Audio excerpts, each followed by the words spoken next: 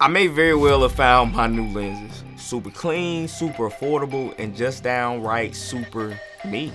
Now, I'm talking about the new Nisa Athena cinema lenses. These things.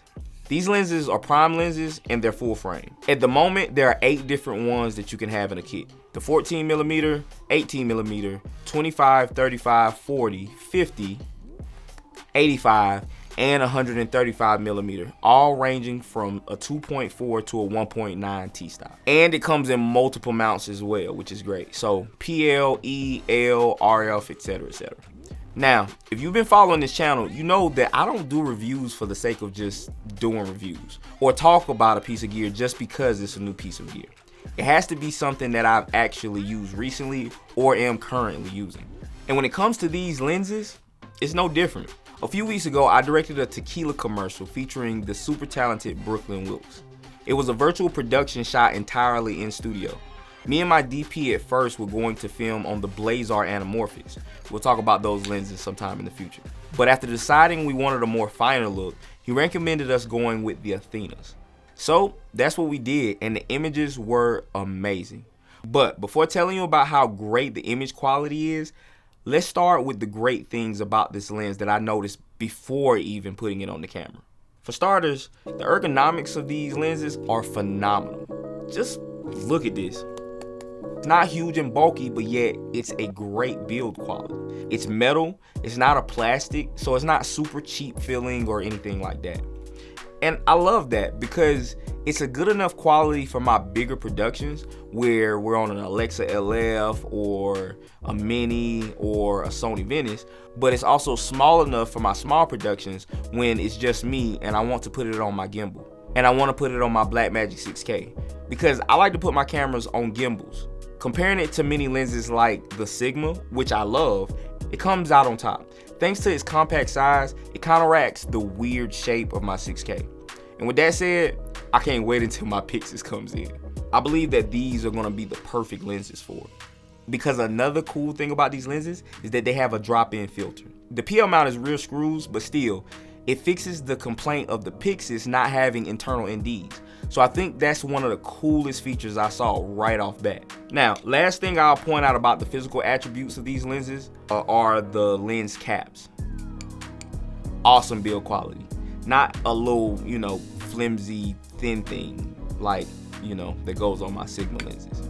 And this might sound like I'm just glazing now, but I love that they put the numbers on top of the lens caps as well. So I know exactly which cap is for which lens because I'm really bad about switching them up and losing them. All right, now let's get into the meat of this lens. So a feature that made this a great selection for the tequila spot was the focus throw. So I believe it's 300 degrees, which helped us be very precise with focus, especially when shooting a product up close.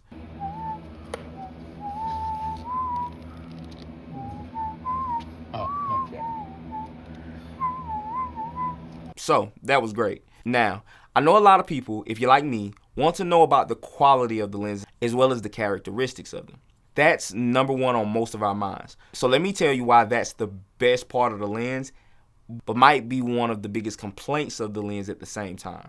But before I tell you that, if you guys are enjoying this content, please help me out and hit that subscribe button. And if you want to continue seeing this type of content, hit that notification bell as well.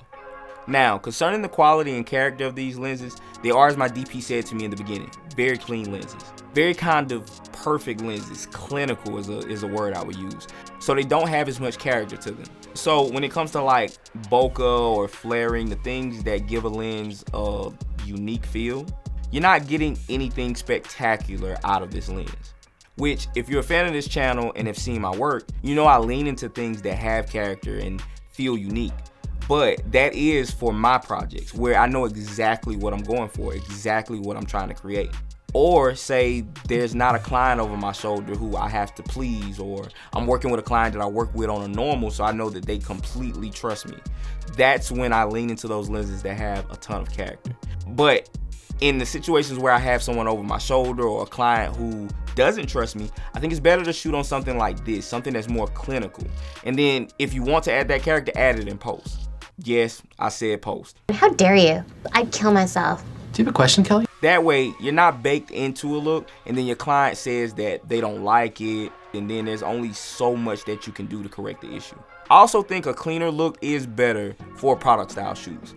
You want things to look how they actually do in sense for buyers.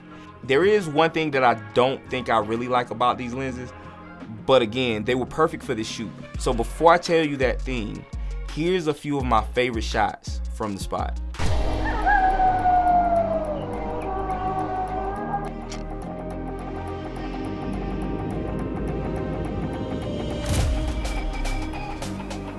All right, really quick.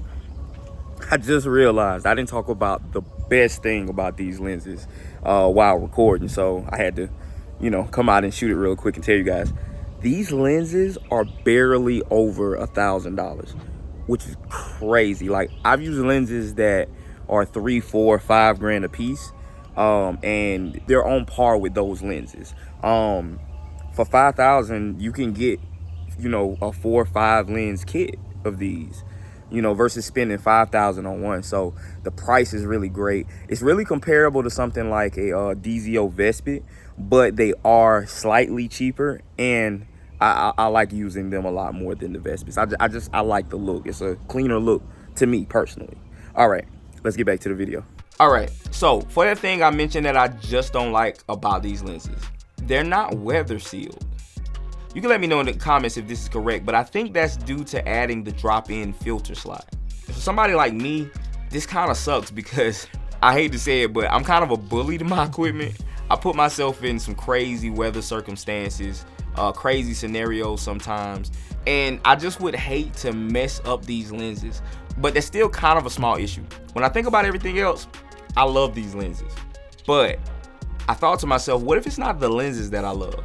Someone could say the amazingness, if that's a word, of the image was due to us shooting on the RELF. Well, I guess we'll see when my Blackmagic Pixis arrives.